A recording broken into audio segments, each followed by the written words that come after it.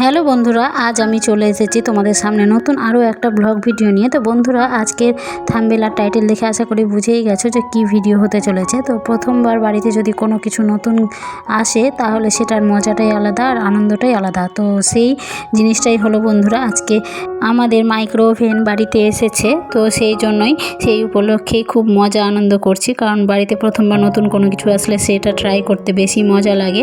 তো মাইক্রো ওভেনটা গত পরশু দিনই এসেছে, তবে গতকালকের ডেমো দেখিয়ে গেছে আর আজকে থেকে স্টার্ট করলাম খাবার খাওয়া।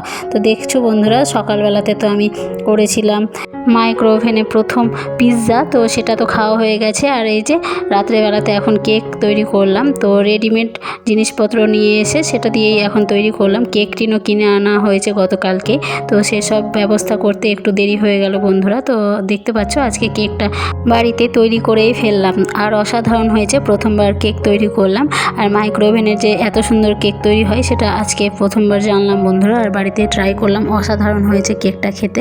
আর আমার মেয়ের হাবভাব দেখছো, ও বারবার বলছে যে কেকটা কেটে আগে তোমাকে খাওয়াবো, তারপরে আমি নিজে খাবো। তো যেটা ধরো সবাইকে দেখে বড়দের করতে, সেটাই ও করার চেষ্টা করছে। ছোটো সোনা ধীরে ধীরে বড় হয়ে যাচ্ছে, এটা খুব ভালো লাগছে আমাদের দেখে, আর আমরা একটু মজা অনুভব করলাম। তো সবাইকে একটু কেক খাইয়ে দিলাম। আর আমার বড় মেয়ে বলছে সামনেই তো তোমার জন্মদিন, সেই উপলক্ষে তোমার আজকে কেক কাটাও হয়ে গেল।